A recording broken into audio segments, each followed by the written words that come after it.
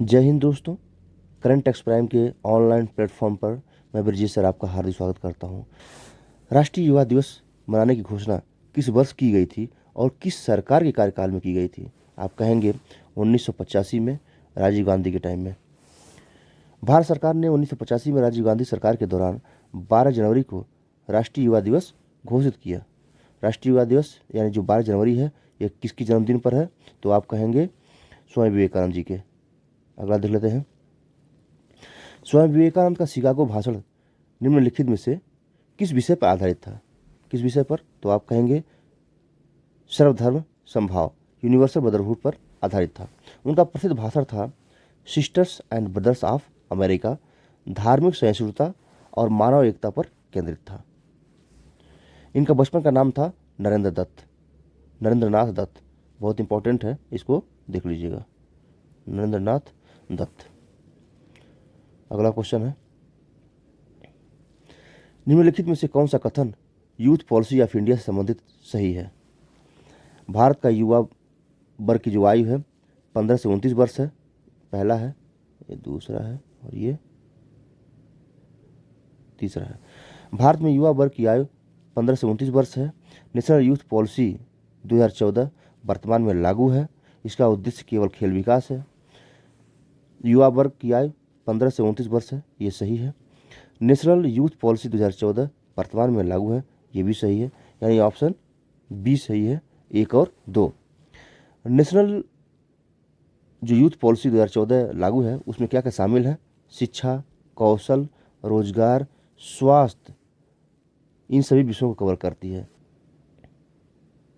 अगला देख लेते हैं, ऑन ऑर्बिट रिफ्यूलिंग टेक्नोलॉजी का सबसे बड़ा राजनीतिक लाभ क्या होता है? ऑप्शन सी सही है। इस तकनीकी से उपग्रहों को बार बार बदले बिना लंबे समय तक उपयोग किया जा सकता है। यह डीप स्पेस मिशन के लिए अनिवार्य है। ऑन ऑर्बिट रिफ्यूलिंग एक ऐसी तकनीक है जिसमें उपग्रह को कक्षा में ही ईंधन देकर उनकी ऑपरेशनल लाइफ बढ़ाई जाती है। नेक्स्ट, इसमें यूएसए यानी यहाँ यूएसए में मिशन सक्सेसफुल हो रखा है, यह इस टेक्नोलॉजी को हासिल कर रखा है, जबकि चाइना और इंडिया अभी परीक्षण चरण में है। अगला देख लेते हैं, अर्थ ऑब्जर्वेशन सैटेलाइट से प्राप्त डेटा का उपयोग निम्नलिखित में से किस योजना के में प्रत्यक्ष रूप से होता है? किसमें होता है? तो आप कहेंगे प्रधानमंत्री फसल बीमा योजना में।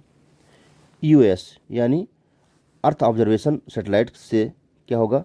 फसल नुकसान, सूखा, बाढ़ का आकलन कर बीमा भुगतान तय किया जाता है। अगला देख लेते हैं, निम्नलिखित में से कौन सा संगठन सैटेलाइट डेटा का उपयोग डिजास्टर अर्ली वार्निंग सिस्टम के लिए करता है? कौन करता है? एनडीएमए और आईएमडी, ये दोनों संस्थाएं करती हैं। अगला देख लेते हैं, भारत के संदर्भ में डेमोग्राफिक डिविडेंड तभी लाभकारी होता है जब युवाओं को शिक्षा, कौशल और रोजगार मिले। कौन सही हो जाएगा? ऑप्शन सी सही हो जाएगा। डेमोग्राफिक डिविडेंड तभी लाभकारी होता है जब युवाओं को शिक्षा, कौशल और रोजगार मिले। अगला देख लेते हैं, स्वामी विवेकानंद के विचार निम्नलिखित में से किस संवैधानिक मूल्य से सबसे अधिक जुड़े हैं? किस संवैधानिक मूल्य से? समाजवाद, बंधुत्व, धर्मनिरपेक्षता, संघवाद। किससे? बंधुत्व से। इनका संदेश मानव एकता और वैश्विक भाईचारे पर केंद्रित था। ठीक है, जो संविधान के फ्रेटर्निटी मूल्य से मेल खाता है। ऑप्शन बी सही है। अगला देख लेते हैं, हाल ही में चर्चा में रही संस्था आईएन स्पेस ई का मुख्य कार्य क्या है? क्या है मुख्य कार्य इसका? निजी अंतरिक्ष कंपनियों को अधिकृत करना और उनका नियमन करना। ऑप्शन सी सही है। इसका थोड़ा डिटेल देख लेते हैं, Indian National Space Promotion and Authorisation Centre Bharat सरकार द्वारा स्थापित एक नियामक संस्था है। भारत में अंतरिक्ष क्षेत्र में प्राइवेट कंपनीज को भागीदारी बढ़ाना, इसमें लॉन्च, सैटेलाइट बिल्ड और ऑपरेशन की अनुमति देना, इसरो के साथ प्राइवेट सेक्टर को मजबूत करना, इसका पर्पज है। अगला देख लेते हैं, यदि कोई उपग्रह जियो स्टेशनरी ऑर्बिट में है तो उसका सबसे बड़ा लाभ क्या होगा? पृथ्वी के चारों ओर तेज घूमता है, पृथ्वी के एक ही बिंदु के ऊपर स्थिर दिखाई देता है। ईंधन की जरूरत नहीं होती, केवल सैन्य कार्य करता है। ऑप्शन बी सही है, पृथ्वी के एक ही बिंदु के ऊपर स्थिर दिखाई देता है। भारत की नेशनल यूथ पॉलिसी 2014 में कितने प्रमुख पिलर्स हैं? कितने पिलर्स हैं? 11। इसमें education, employment, health, participation, social value सहित 11 डोमेन्स शामिल किए गए हैं। बहुत इंपॉर्टेंट है, इसको देख लीजिएगा। अगला देख लेते हैं। उपग्रह आधारित जीआईएस मैपिंग का सीधा उपयोग किस सरकारी योजना में होता है?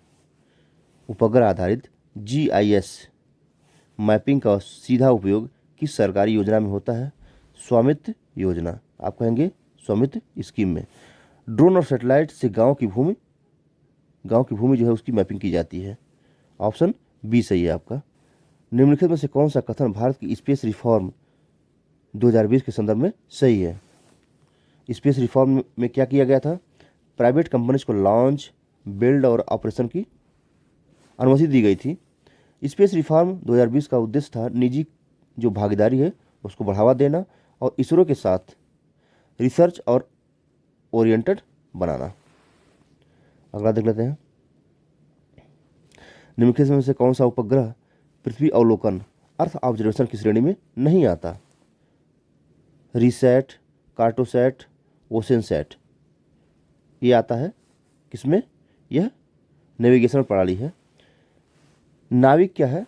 एक नेविगेशनल सैटेलाइट सिस्टम है, जबकि बाकी सब क्या है? अर्थ ऑब्जर्वेशन से जुड़े हैं। निम्न में से कौन सा तत्व अर्थ ऑब्जर्वेशन प्लस एआई के संयोजन का सर्वश्रेष्ठ उदाहरण है? कौन सा है? Flood prediction system using satellite data. ये ऑप्शन सही है। आज एआई आधारित flood early warning system satellite data का उपयोग करता है। भारत के संविधान के किस आदर्श से राष्ट्रीय युवा दिवस का उद्देश्य सबसे अधिक मेल खाता है? बंधुत्व से। पीछे देखे भी हैं। राष्ट्रीय युवा दिवस मानव एकता, भाईचारा और सामाजिक समरसता को बढ़ावा देता है। अगला देख लेते हैं। भारत में स्किल डेवलपमेंट से संबंधित प्रमुख संस्थागत ढांचा कौन सा है? स्किल डेवलपमेंट कौन देखता है? NSDC, national skill development corporation इसको डील करता है। एनएसडीसी युवाओं को स्किल ट्रेनिंग देने के लिए एक मुख्य संस्था है जो डेमोग्राफिक डिविडेंड से सीधा जुड़ा हुआ है। अगला क्वेश्चन देख लेते हैं। उपग्रह आधारित रिमोट सेंसिंग डेटा का उपयोग निम्नलिखित में से किस क्षेत्र में अप्रत्यक्ष रूप से होता है? रिमोट सेंसिंग डेटा, तो आप कहेंगे टैक्स एडमिनिस्ट्रेशन यानी कर प्रशासन में। सैटेलाइट इमेज का उपयोग करके प्रॉपर्टी मैपिंग, इलीगल कंस्ट्रक्शंस, पहचान का टैक्स निर्धारण में इसका उपयोग किया जाता है।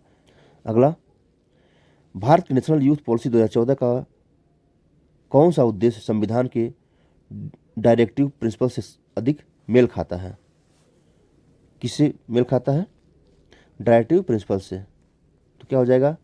Political empowerment, leadership, social justice and inclusion, digital literacy. कौन मेल खाता है? Social justice and inclusion.